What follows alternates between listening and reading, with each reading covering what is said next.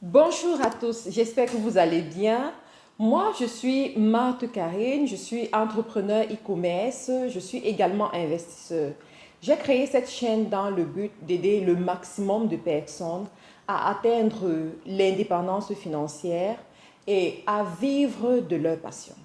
Aujourd'hui, je vais partager avec vous 10 raisons qui gardent les pauvres pauvres.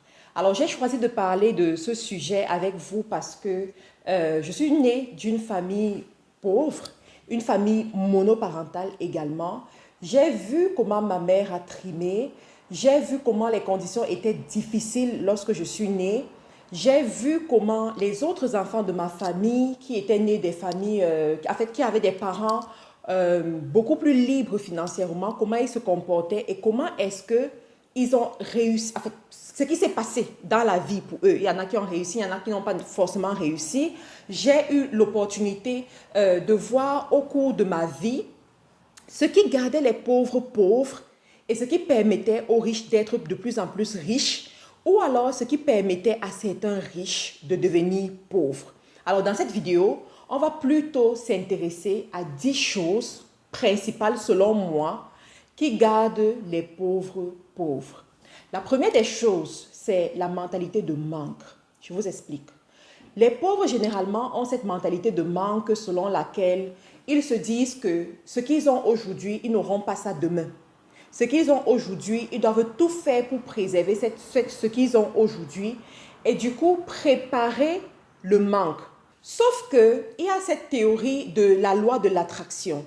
Je crois que vous avez déjà vu sur YouTube des vidéos qui vous parlent de la loi de l'attraction. La loi de l'attraction dit que nous attirons exactement l'essence de ce sur quoi nos pensées sont focalisées. Ça veut dire quoi? Si tes pensées sont focalisées sur « je n'ai pas assez »,« je dois économiser pour avoir plus »,« je suis pauvre »,« je souffre »,« je n'ai pas assez », eh bien, au cours de ta vie, tu vas reproduire le manque.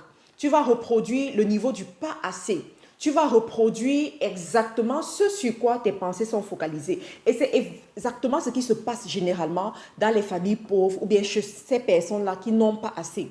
Lorsque tu as une nourriture aujourd'hui, tu manges un peu et puis tu gardes pour demain. Tu te dis, demain, c'est pas sûr que j'en ai encore. On t'amène peut-être dans un restaurant ou bien dans une fête. Je l'ai vu beaucoup en Afrique. Tu vas à la fête et tu te dis, je vais manger un peu et puis je vais ramener l'autre à la maison. Vous avez déjà vu ça, n'est-ce pas? Je vais ramener l'autre à la maison parce que c'est pas sûr qu'à la maison, j'ai à manger. Donc ça, c'est vraiment l'état d'esprit du manque qui vous amène à reproduire sans que vous ne vous en rendiez compte, l'expérience que vous ne voulez pas. Tout simplement parce que c'est cette expérience qui est dans votre subconscient. C'est pareil, ceux qui cherchent du boulot. Ok, on t'a proposé un boulot quelque part où on te paye 700 euros et on t'a proposé un autre quelque part où on te paye peut-être, je ne sais pas, 800 euros. Et tu te dis, de toutes les façons, je n'ai même pas mieux, autant prendre ça. Autant accepter ça et puis rester à ce niveau. Et tu ne cherches pas à aller plus que ça parce que tu te dis, si je ne prends pas cette offre aujourd'hui, ce n'est pas sûr que demain je puisse avoir une meilleure offre. Sauf que dans la vie, on attire ce à quoi nos pensées sont focalisées.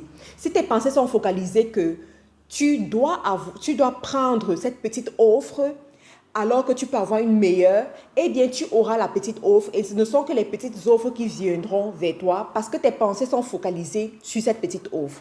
La deuxième chose qui garde les pauvres pauvres, c'est que ils ont une vision à très long terme. Je vous explique. Un pauvre réfléchit sur le lendemain. Il ne sait pas ou bien il n'intègre pas que la vie se planifie. D'accord? Les grands succès que vous voyez aujourd'hui ont commencé à être planifiés il y a 2 ans à l'avance. Il y a 5 ans, des fois même 10 ans à l'avance. Mais une personne qui reste dans la pauvreté ne sait pas se projeter, ne sait pas payer le prix aujourd'hui pour un succès futur. Une personne pauvre n'arrive pas à avoir cette grande vision sur le long terme. Je prends un exemple. En Europe, par exemple, vous avez plusieurs personnes, je prends surtout les gens, les immigrés qui arrivent en Europe. Très souvent, quand ils arrivent, ils restent tout le temps pauvres dans la même condition parce qu'il ne respecte pas ce point ou bien parce qu'il tombe dans ce piège-ci. Lorsqu'il va arriver, on va lui présenter le petit boulot du coin, peut-être aller être serveur dans un restaurant, serveur à McDo, éboueur quelque part. En fait, les petits boulots là où on te paye vraiment le strict minimum. Et il va se dire que oui, je vais aller faire ces boulots, je vais cumuler 2 boulots pour avoir beaucoup d'argent. Sauf qu'il oublie que en passant tout son temps à faire ces 2 boulots à son arrivée, il n'a plus de temps pour investir dans une formation noble qui lui permettra d'avoir un métier noble plus tard. Du coup, la petite vision va faire en sorte qu'il se contente plus du revenu actuel qu'il a, qu'il se contente plus de sa capacité à pouvoir manger aujourd'hui, sa capacité à pouvoir payer ses factures aujourd'hui. Et il oublie que demain, parce que l'âge aura avancé, parce que la vie ne sera plus la même, parce qu'il y aura l'inflation dans la société, la somme d'argent qu'il reçoit aujourd'hui ne sera plus suffisante pour le futur. Et le temps passe. Et le temps passe jusqu'à un beau jour, il se rend compte que, en fait, il n'avait pas pris les bonnes décisions. Donc, c'est ça. La pauvreté, ce n'est pas juste manquer d'argent dans son compte bancaire, manquer d'argent dans son portefeuille. La pauvreté, c'est un état d'esprit.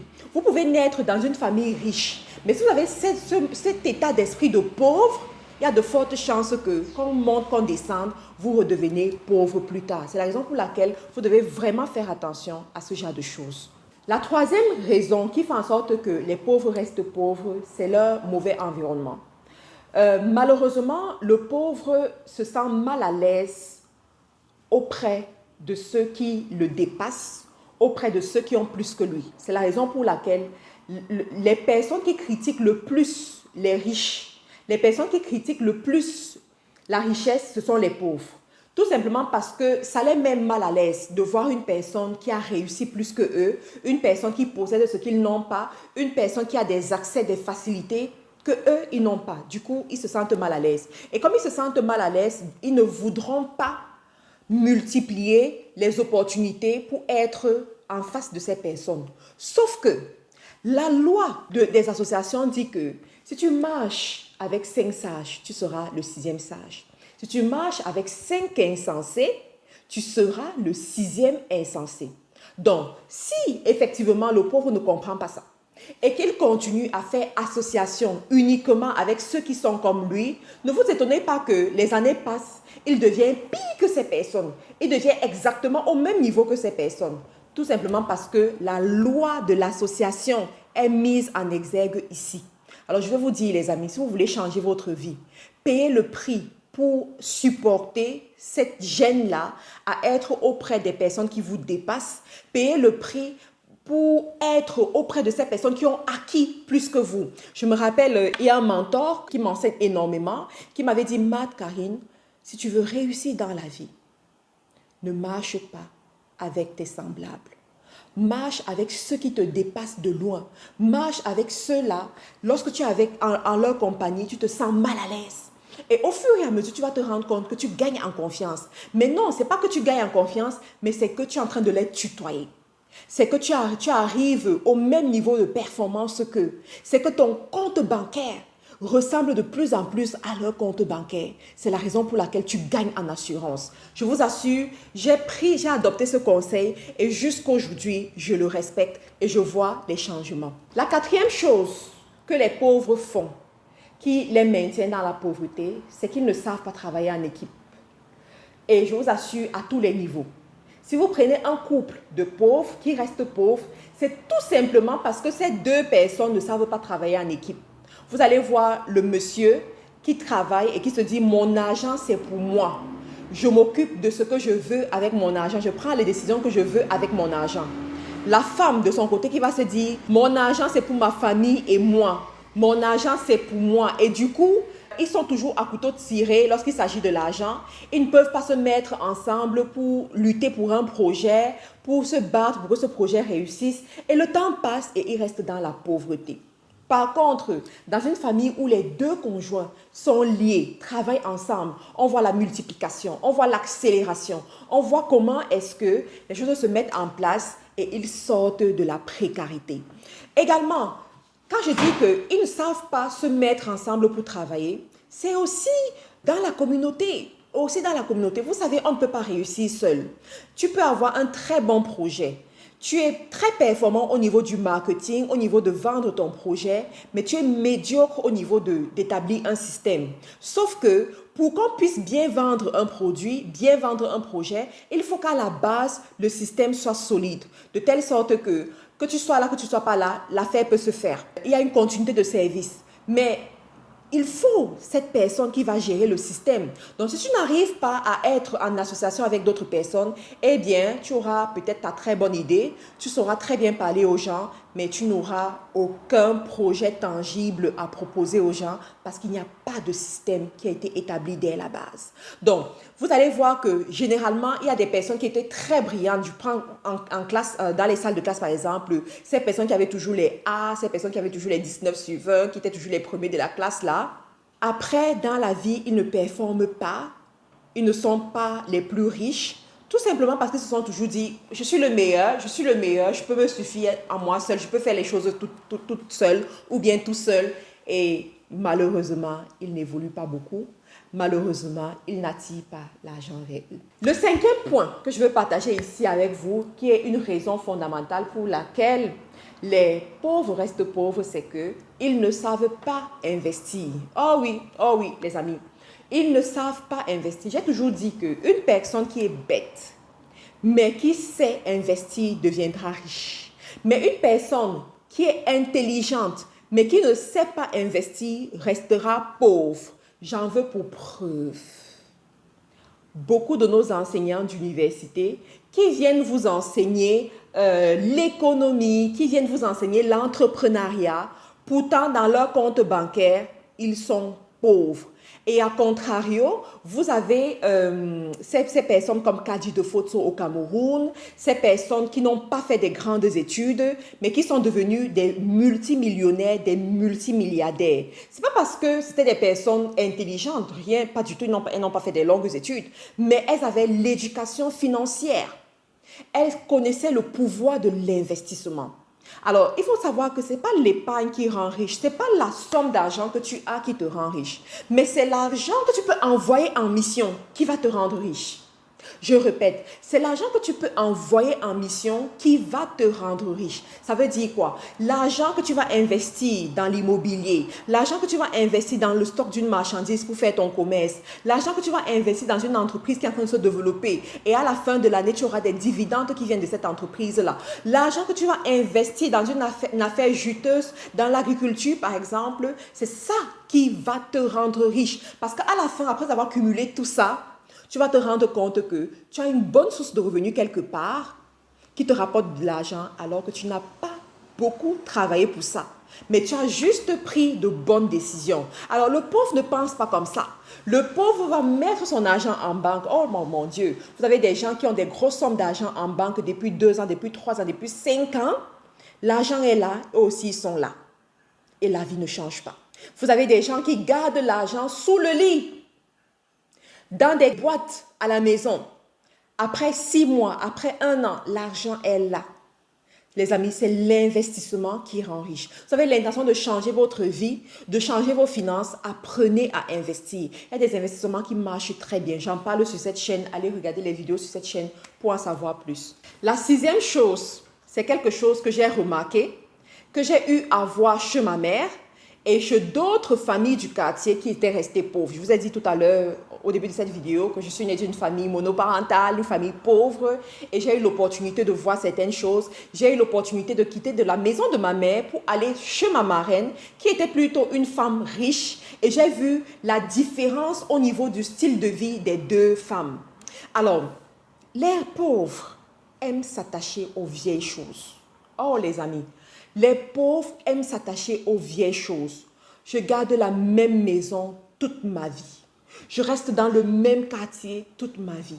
Je garde le même salon, les mêmes fauteuils, même s'ils sont vieux, crasseux, ils sentent mauvais toute ma vie, tout simplement parce que c'était les premiers fauteuils que j'ai achetés lorsque j'ai intégré ma première maison. Je les garde toute ma vie.